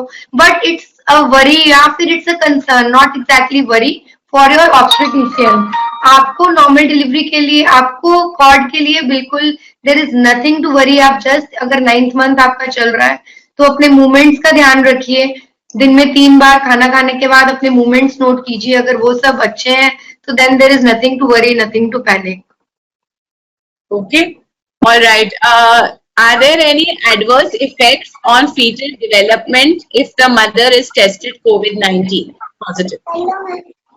यस, अगर मदर कोविड-19 पॉजिटिव है, जैसे मैम आपने भी बताया कि बेबी पे इफेक्ट्स देखे गए हैं, इट डिपेंड्स कि कितनी सिवेरिटी पर इन्फेक्शन गया है। Covid infection mother to placenta to baby transfer हो रहा है, तो अगर तो माइल्ड इन्फेक्शन है तो बहुत ज्यादा सिम्टम्स नहीं देखे गए। प्लस डिपेंड कर रहा है आपको कौन से ट्राइमेस्टर में हो रहा है। द स्टडीज, जो लेटेस्ट स्टडीज आई हैं, दे शो कि फर्स्ट ट्राइमेस्टर में इतना इफेक्ट नहीं है, सेकेंड ट्राइमेस्टर में उससे ज्यादा इफेक्ट है, एंड थर्ड ट्राइमेस्टर में yes the baby is showing effects.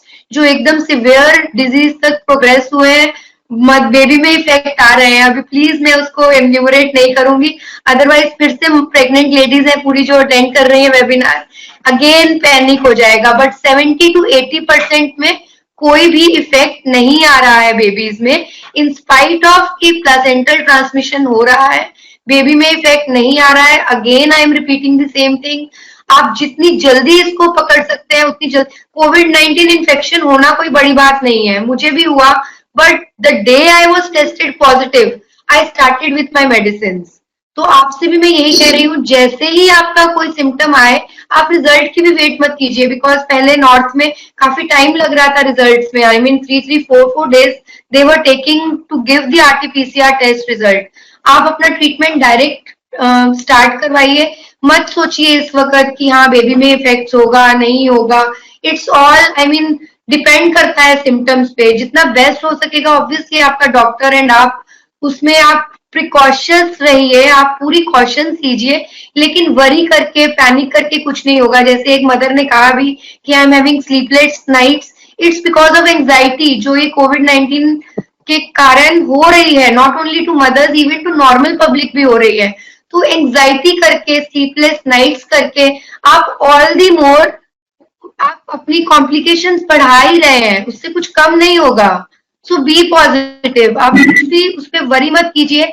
Late I mean I always tell my patient, take the life as it comes. आपका काम है सावधानी बरतना, आप सावधानी बरतिए, उसके बाद कुछ होता है तो देखेंगे। डॉक्टर्स सब लोग यहाँ पर हैं आपको हेल्प करने के लिए। भगवान ना करे इन्फेक्शन हो, लेकिन अगर होता है only 80% mothers are all right, 20% में बेबी में इफेक्ट देखे गए हैं। तो लेट्स होप आप उन 20% में नहीं हो, लेकिन ये सोच कर स्लीपलेस नाइट्स लेकर कि अगर मैं 20% में होती हूँ, अगर मैं 20%, तो उसका कोई फायदा नहीं होगा, आपको भी नहीं, आपके बेबी को भी नहीं। Right, absolutely. तो एक क्वेश्चन स्टेम सेल बैंकिंग के बारे में आया है। She wants to know about stem cell banking. तो मैम मैंने फोन नंबर्स यहाँ पे स्क्रीन पे दिए हुए हैं, आप कॉललाइफ के नंबर्स प्लीज नोट कर दीजिए ताकि आप उनको कॉल करके प्रॉपर प्रेजेंटेशन ले लें। That will give you all the details about stem cell banking. The next question, ma'am, is how to deal with bloating and gas.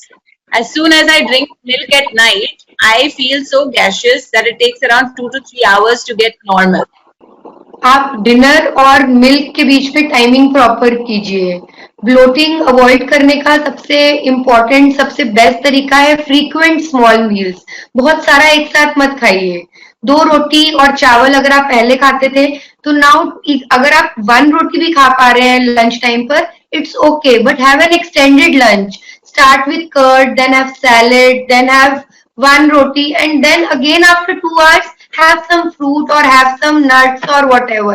तो थोड़ा थोड़ा मील लीजिए, फ्रीक्वेंटली लीजिए। अगर दिन में आप 7 से 8 फ्रीक्वेंट स्मॉल मील्स भी ले रहे हैं तो इट्स नॉट एन इशू। तो फ्रीक्वेंट स्मॉल मील्स लेके आप ब्लोटिंग अवॉइड कर सकते हैं। प्लस अपनी डाइट में बहुत सारी ऐसी चीजें जिसमें प्रोबायोटिक्स है, फॉर एग्जाम्पल कर्ड, छाछ, अभी गर्मी का टाइम है तो मट्ठा, ये सब आप बहुत ज्यादा इंक्लूड कर लीजिए अपनी डाइट में। प्लस रात के वक्त अगर आपको ब्लोटिंग हो रही है तो आप डिनर और दूध में प्रॉपर स्पेसिंग कीजिए and don't take a glass full of milk, have a cup of milk जो आपको हेल्प करेगा आई थिंक ब्लोटिंग अवॉइड करने में। देन अगर इन सब से भी हेल्प नहीं होता तो एनीवेज मेडिसिन तो है ही, बट बहुत सारा कुछ आप अपनी डाइट से ही ठीक कर सकते हैं। आपको मेडिसिन लेने की जरूरत नहीं पड़नी चाहिए अगर आप अपनी डाइट प्रॉपर ले रहे हैं तो। ओके मैम, नेक्स्ट क्वेश्चन है कि जो कोविड-19 इन्फेक्शन के दौरान एंटीबायोटिक्स दिए जाते हैं, क्या इससे बेबी पे कुछ इम्पैक्ट हो जाता है? जो हम एंटीबायोटिक्स देते हैं आपको, जो नॉर्मल एंटीबायोटिक्स नॉर्मल पब्लिक को दे रहे हैं, फेबीफ्लू, आइवरमेक्टिन, वो ऑब्वियसली हम आपको नहीं दे रहे, because as a gynaec, as a physician, everyone wants कि बेबी पे जितना मिनिमल इफेक्ट हो। मोस्ट कॉमनली एंटीबायोटिक जो हम दे रहे हैं वो एजी दे रहे हैं, एजिथ्रोमाइसिन, जिसका बेबी पर which is safe, which is not any it does not cause any hazards to the baby। लेकिन अगर सिवियर इन्फेक्शन हो जाता है then we have to weigh कि अगर हमें एंटीबायोटिक्स देने हैं तो हमें किस एंटीबायोटिक का कितना इफेक्ट होगा। तो उस वेइंग में मतलब बेनिफिट्स आउटवे द रिस्क या रिस्क आउटवे द बेनिफिट्स, वो उस वक्त आपका डॉक्टर ही बेस्ट जज कर सकता है। और जो स्टार्ट इन्फेक्शन में, जो मिनिमल इन्फेक्शन में हम एंटीबायोटिक्स दे रहे हैं, ऑब्वियसली हम वो एंटीबायोटिक्स दे रहे हैं जिनका बेबी पे कोई इफेक्ट नहीं है। ओके मैम, नेक्स्ट क्वेश्चन ये है कि I M in my 6th month and I am getting white discharge on a daily basis, is it okay? Minimal white discharge is okay, but उसमें आपको ये 3 सिम्टम्स नहीं आने चाहिए।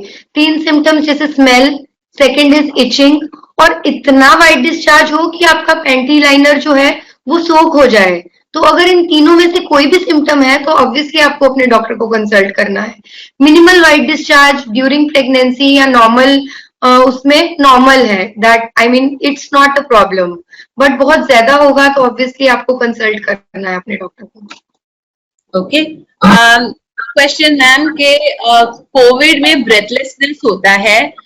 मुझे कोविड हुआ था एंड वहां पर डीप ब्रीदिंग में बहुत तकलीफ हो रही थी, तो उस सिचुएशन में हम क्या कर सकते हैं? मतलब अभी भी कोविड है? व्हाट इज शी सेइंग कि still now she suffering from Covid, और कोविड इन्फेक्शन के बाद?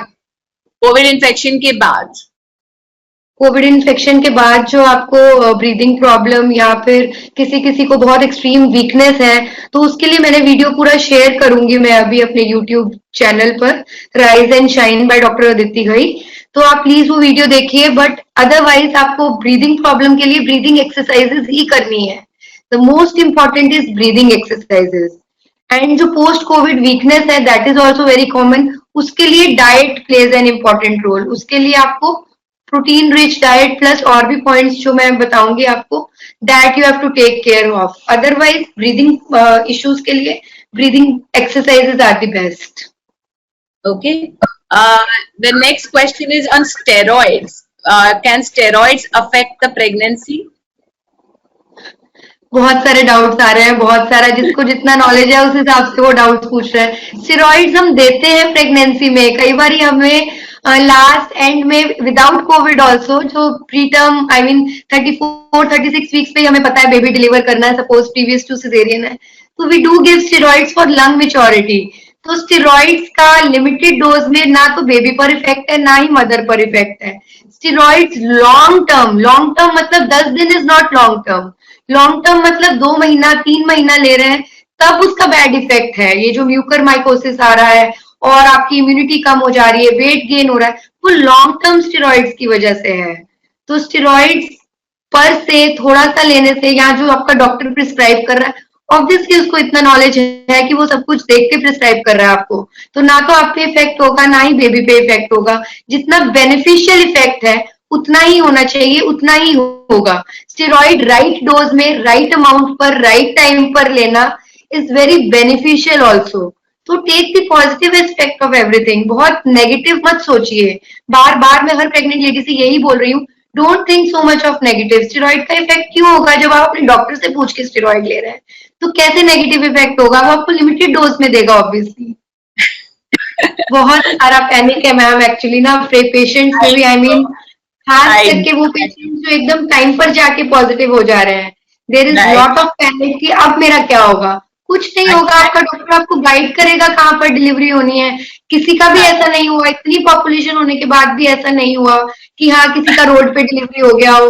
वो न्यूज चैनल की बातें मत सुनिए, आप अपने डॉक्टर पे ट्रस्ट कीजिए, वो गाइड करेंगे आपको राइट टाइम पर राइट चीज।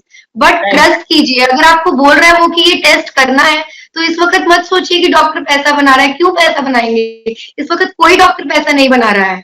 Everyone is concern, everyone is working, जो मतलब आपके हित में ही बात कर रहे हैं। आपकी ट्रस्ट फैक्टर आना बहुत जरूरी है आपको डॉक्टर पर। And everything is good, stay positive, be positive.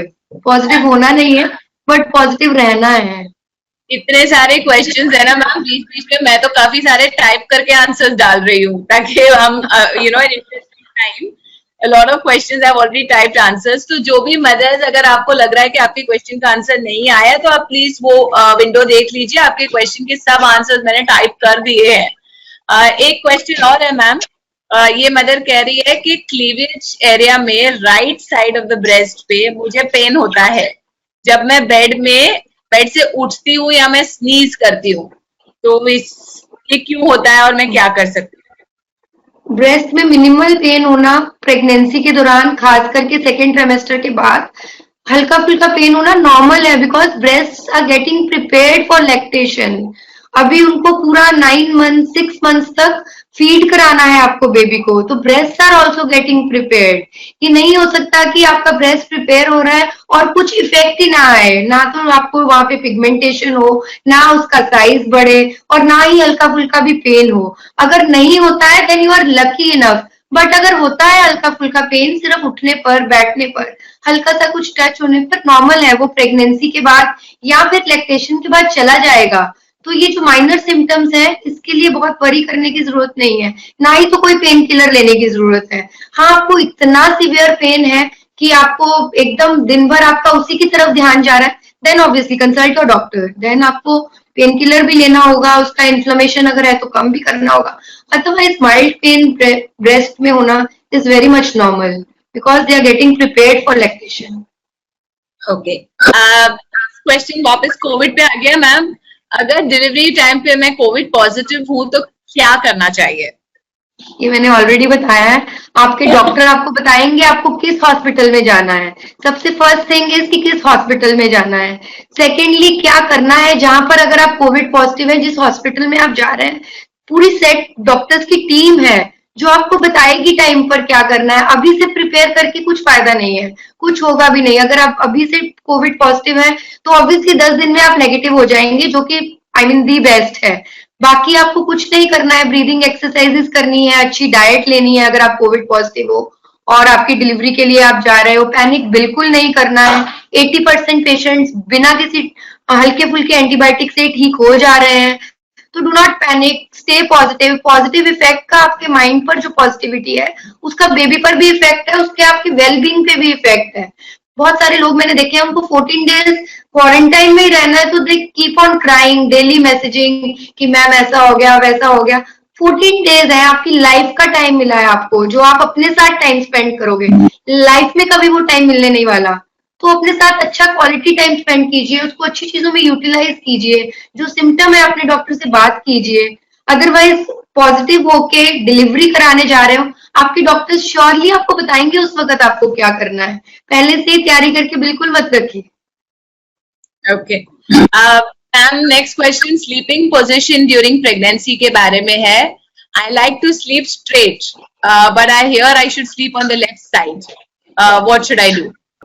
इसका आंसर तो आप बेटर दे पाएंगे वैसे, तो आई स्टार्ट, आप फिनिश कीजिएगा।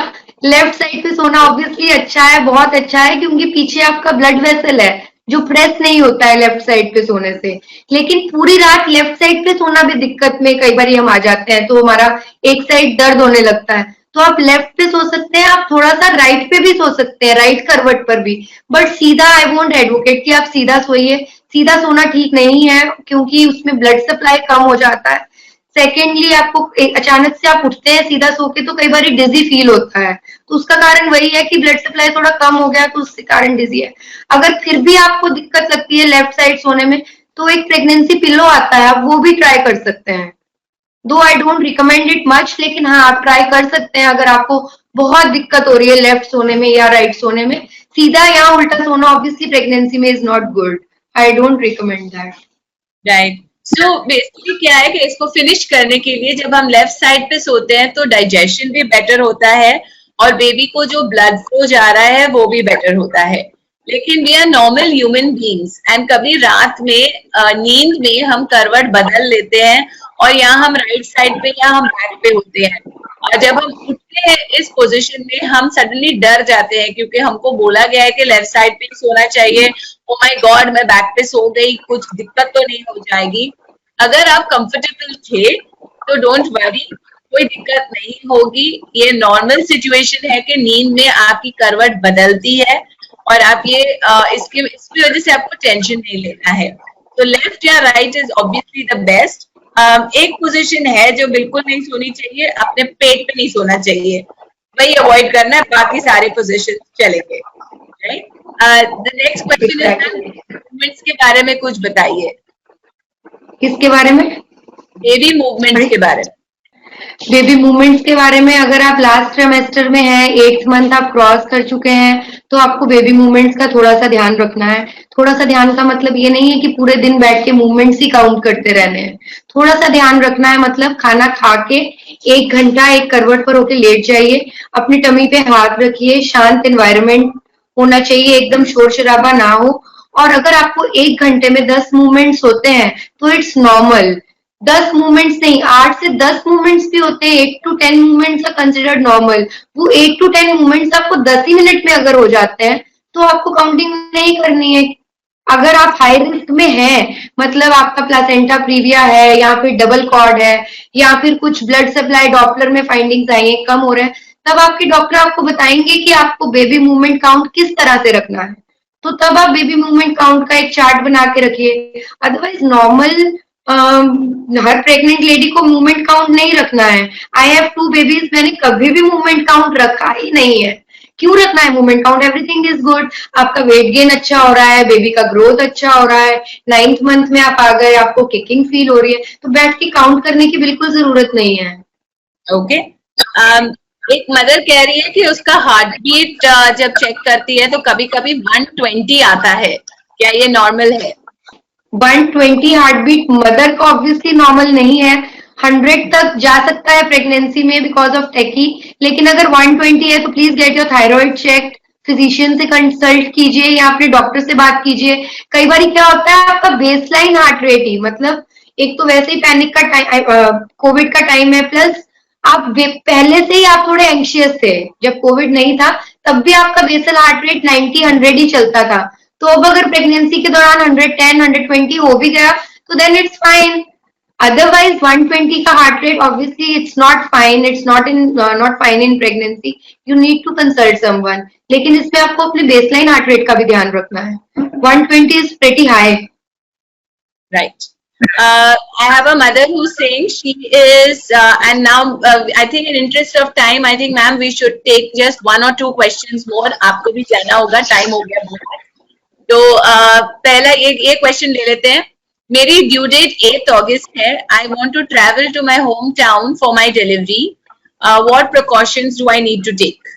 फर्स्ट तो मैं यही बोलूंगी, कोविड का टाइम है, आप ट्रेवल कीजिए ही मत, क्योंकि आप आने जाने में ही इन्फेक्शन ले लेंगे, वो डबल प्रॉब्लम है। जहां पर हैं जैसे हैं ठीक है, थोड़ा सा बेबी को आपको हैंडल करना अकेले हो सकता है डिफिकल्ट रहे, बट आप ट्रेवल थोड़ा सा अवॉइड कीजिए। बट अगर करना ही पड़े then obviously air travel is the best, train travel, क्योंकि अगर डिपेंड करता है आपकी कितने आवर्स की जर्नी है, अगर बहुत फास्ट है 3 आवर्स 4 आवर्स देन तो आप रोड से ट्रेन से ट्रेवल कर सकते हैं। अदरवाइज प्रिकॉशंस वही आपने बेसिक 3 प्रिकॉशंस लेनी है, प्रॉपर मास्किंग, डबल मास्क पहनिए, हैंड हाइजीन का ध्यान रखिए और सोशल डिस्टेंसिंग। लेकिन ना तो प्लेन में, ना ट्रेन में और ना ही रोड ट्रांसपोर्ट में आप इनमें से तीनों में से किसी भी चीज का ध्यान रख सकते हैं, बिकॉज पानी पीने के लिए आप मास्क उतारेंगे, 4 आवर्स आप बस में जा रहे हैं, ट्रेन में जा रहे हैं, तो आप बिना पानी पिए तो नहीं रहेंगे ना। तो इसलिए बेस्ट है डू नॉट ट्रेवल, जहां पर है वहां पर ही रहिए। और ट्रेवल करना भी है तो 6-7 मंथ में आप ट्रेवल कर लीजिए, 8th-9th मंथ में डू नॉट ट्रेवल, बिकॉज एकदम ड्यू डेट के पास आप पॉजिटिव हो जाते हैं, वो वर्स्ट है। Right. Okay, so I think that's all the questions जो आज हम कवर कर पाएंगे। थैंक यू अदिति मैम, आपने इतना समय दिया एंड आपने थैंक यू सोनाली मैम, आपका बहुत ही अच्छा प्रेजेंटेशन था regarding exercises, all points covered. I mean patients पूछते हैं बार बार, लेकिन इतनी डिटेल में हम नहीं एक्सप्लेन कर सकते बिकॉज ऑफ टाइम कंस्ट्रेंट, लेकिन it was a wonderful presentation, even I enjoyed it a lot. तो आई एम श्योर मेरे पेशेंट्स ने तो खूब एंजॉय किया होगा। बाकी आपको कुछ भी कनेक्ट करना है, कुछ पूछना है, तो मुझसे आप डायरेक्टली मेरे यूट्यूब लिंक पर, यूट्यूब चैनल पर कनेक्ट कर सकते हैं, जिसका नाम है rise and shine by doctor Aditi Ghai. Ma'am ने अपने डिटेल्स दे ही दिए हैं। Over to you ma'am. Okay, so thank you all for joining us on this Sunday afternoon. अब आपका लंच टाइम हो गया है, तो अपने बेबी को और अपने आप को भूखा ना रखे, and please enjoy your lunch, enjoy the rest of your Sunday. Thank you for joining us. जो कुछ क्वेश्चंस मदर आपने लैक्टेशन वगैरह के बारे में पूछे हैं, ये इस सेशन का टॉपिक नहीं था, इसीलिए हम नहीं कवर कर पाए। आगे फ्यूचर में अगर ब्रेस्ट फीडिंग के ऊपर कोई सेशन ऑर्गेनाइज होगा तो प्लीज जरूर अटेंड करिएगा, राइट। नहीं तो मैंने अपने चैनल के लिंक्स वगैरह तो दिए हैं, ब्रेस्ट फीडिंग के ऊपर मैंने काफी वीडियोस पोस्ट किए हैं, आप प्लीज वॉच कर सकते हैं, right. So thank you Aditi ma'am, thank you Cord Life, and thank you mamas, and have a great Sunday ahead. Enjoy, stay safe, stay healthy. Bye, take care. Bye. Thank you ma'am. Bye. When is a parent born? When your world changes in a moment. Nani? Or when the moment is celebrated by all. When you start learning again. Or with a new role. Is it your child's first breath? Or is it just a feeling? Parents are born when they fulfill a responsibility. Your child's umbilical cord blood can provide protection from 80 life-threatening diseases. Keep it safe with Asia's largest stem cell bank. Cord Life. One chance, one choice.